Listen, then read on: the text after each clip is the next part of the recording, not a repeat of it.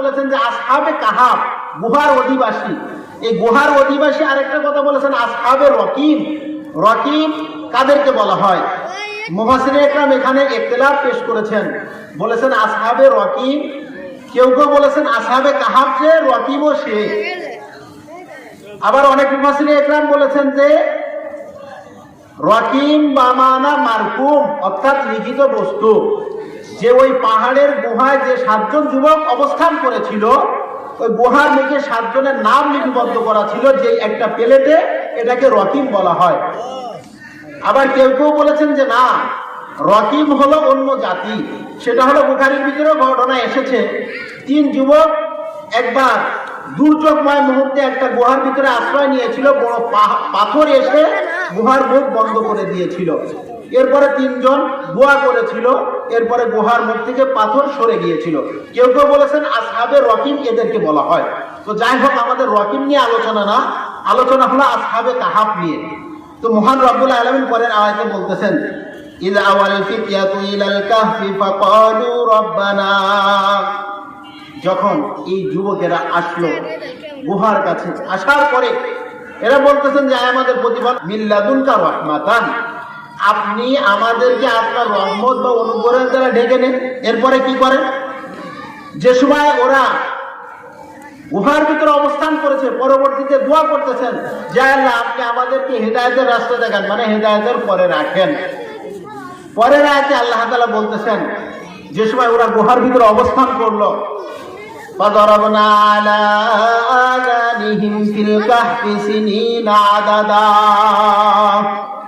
মহান রব্বুল আলামিন বিবরণ দিয়েছেন যে সময় গুহার ভিতরে তারা অবস্থান করেছে, গুহার ভিতরে যে সময় ঘুমিয়ে পড়েছে, ফাদারাবনা আলা আযানিহিম ফিল কাহফি সিনিনা আদাদা, একবারে দীর্ঘ সময় পর্যন্ত আল্লাহ তাআলা তাদের কানের উপরে পর্দা ফেলে দিয়েছেন, চোখের উপরে পর্দা ফেলে দিয়েছেন, এমন ভাবে ঘুমায় গিয়েছেন তারা, একবারে তাফসীরের ভিতরে এসেছে 300 বছর অতিবাহিত হয়ে গিয়েছে। সুবহানাল্লাহ, 300 বছর। কত শত বছর? 300 বছর অতিবাহিত হয়ে গিয়েছে। এরপরে আল্লাহ তাআলা পরের আয়াতে গিয়ে বলতেছেন যে আমি এদেরকে এমন ভাবে রেখেছি যে একজনকে আরেকজনকে এমন ভাবে পার্শ্ব পরিবর্তন করেছি, কেউ এই বিষয়টা ওরা অনুভবও করে না ঘুমের ভিতরে। যদি একভাবে থাকে মাটির উপরে, পাথরে অথবা মাটিতে তাদেরকে খেয়ে ফেলবে, কিন্তু আল্লাহ তাআলা এগুলো থেকে তাদেরকে হেফাজত করেছেন, একা একাই আল্লাহ তাআলা পরিবর্তন করে দিয়েছেন। তারপরে মহান রব্বুল আলামিন বিবরণ দিয়েছেন যে দেখো, আমি আল্লাহ তাআলা ওদেরকে এমন ভাবে ঘুম দিয়েছি, গুহার ভিতরে সূর্য উঠেছে, উদয় হয়েছে, আবার অস্তমিত গিয়েছে, কিন্তু কখনো ওই সূর্যের তাপ ওই গুহা ভেদ করে ওই যুবকদের গায়ে লাগে নাই। সুবহানাল্লাহ। সম্মানিত উপস্থিতি, মহান রব্বুল আলামিন লাগাতার পরপর বিবরণ দিয়েছেন, এমন ভাবে ওই যুবকদেরকে হেফাজত করেছেন।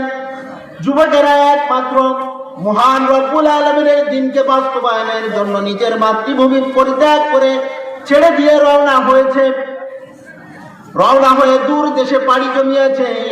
সাথে সাথে একটা কুকুরও তাদের পিছু রওনা হয়েছিল, পিছু ধরেছিল একটা কুকুর। মুফাসসিরিনে ইকরামগণ বলেন এই কুকুরটা তাদের পিছু ধরার কারণে আল্লাহ তাআলা ওই কুকুরের সম্মানও বৃদ্ধি করে দিয়েছে। এখান থেকে মুফাসসিরিনে ইকরামগণ বলেন যে তারা যে 7 জন ব্যক্তি ছিল, 7 জন ব্যক্তির সাথে একটা কুকুর ছিল। নেককারদের সংস্পর্শ অবলম্বন করার কারণে কুকুরের সম্মানকে আল্লাহ বাড়িয়ে দিয়েছেন। দুনিয়ার জমিনে যত মানুষ খারাপ কাজকে পরিত্যাগ করে নেককার মানুষের সংস্পর্শ অবলম্বন করবে, নেককার মানুষের সাথে থাকার চেষ্টা করবে, দুনিয়ার জমিনে আল্লাহ তাআলা ওই সমস্ত মানুষের সম্মান তো বৃদ্ধি করবেনই, পক্ষান্তরে আল্লাহ তাআলা পরকালের জগতেও ওই সমস্ত মানুষের সম্মান আল্লাহ তাআলা কোটি কোটি গুণে বৃদ্ধি করে দিবেন। সুবহানাল্লাহ।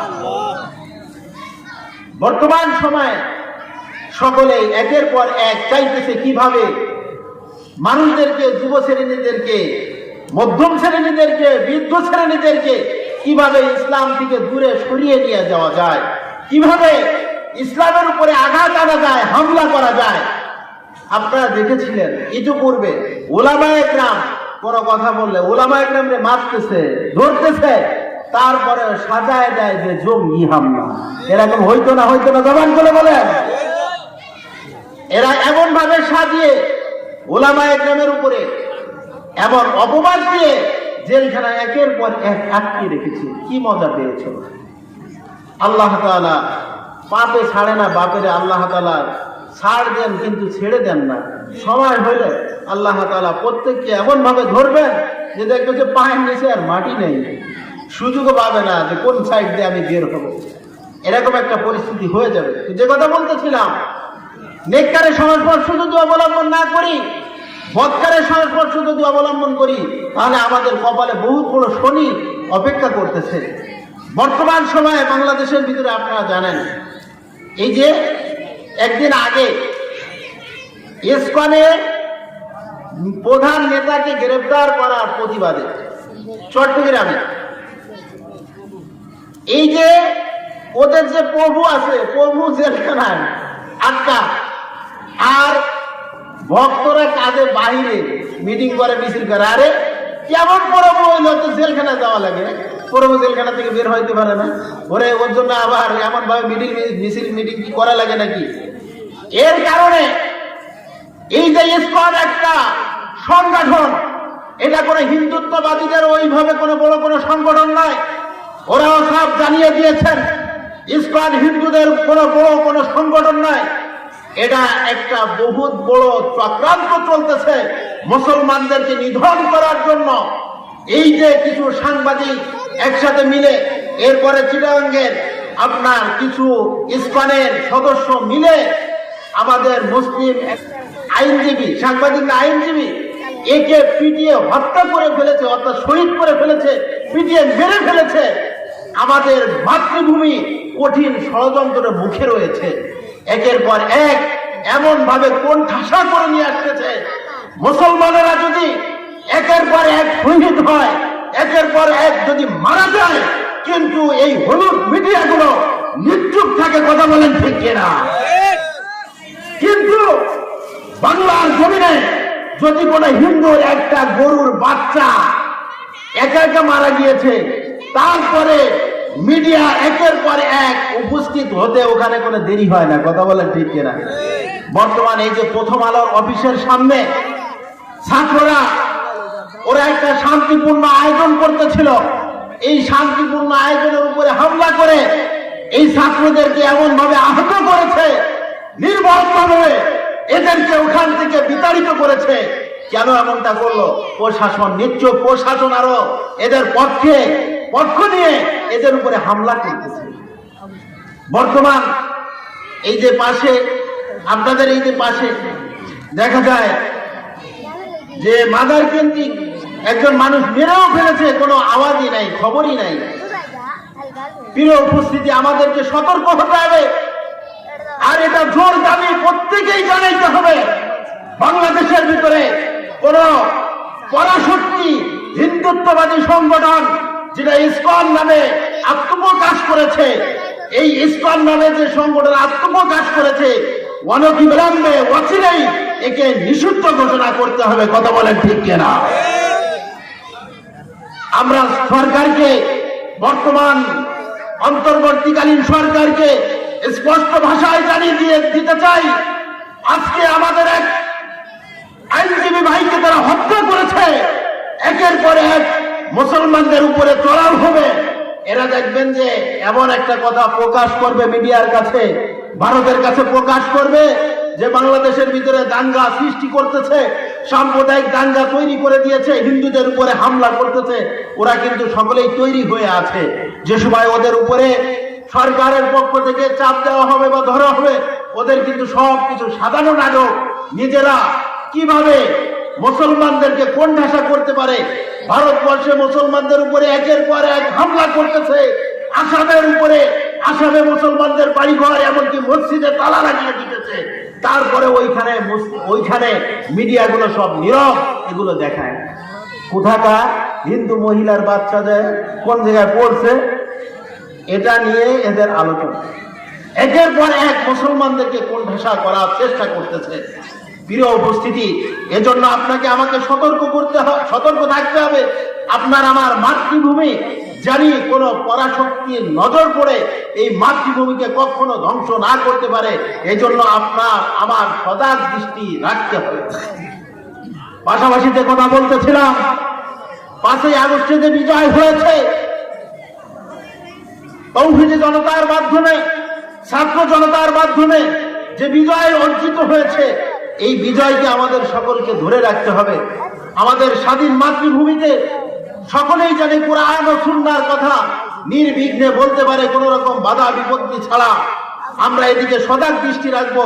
আল্লাহ তাআলা আমাদের সকলকে তৌফিক দান করে, সকলে বলেন আমিন। পরিশেষে আরেকটি কথা বলতে চাই, সেটা হলো বর্তমান যেই ভয়াল রূপ ধারণ করেছে তাবলীগ জামাত নিয়ে 2 গ্রুপ হয়ে গিয়েছে জানেন। একটা হলো 7 গ্রুপ, আরেকটা হলো উলামায়ে কেরামের তত্ত্বাবধানে যেটা শুরাই নিজামের মাধ্যমে যেভাবে দাওয়াতে তাবলীগের কাজ চলে আসতেছিল। দেখেন এখানেও মিডিয়াগুলোর কি সমস্যা। এই মিডিয়াগুলো কি করে জুবায়ের পন্থী লাগিয়েছেন।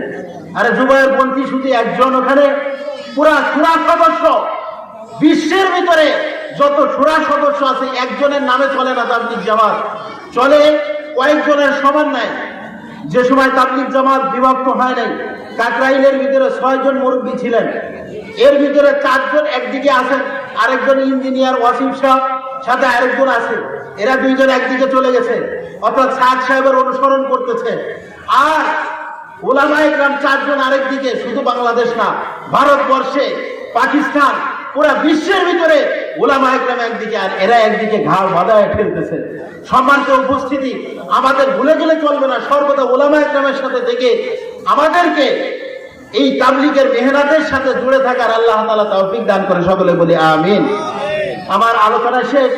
পরিশেষে সারসংক্ষেপ কথা হলো, সূরা কাহাফ থেকে যে আলোচনা করতেছিলাম, 7 জন যুবক আল্লাহ তাআলার বিধান মানার জন্য যেভাবে পাহাড়ে যে গুহায় যে অবস্থান করেছেন, আল্লাহ তাআলা কুদরতি ভাবে তাদেরকে হেফাজত করেছেন।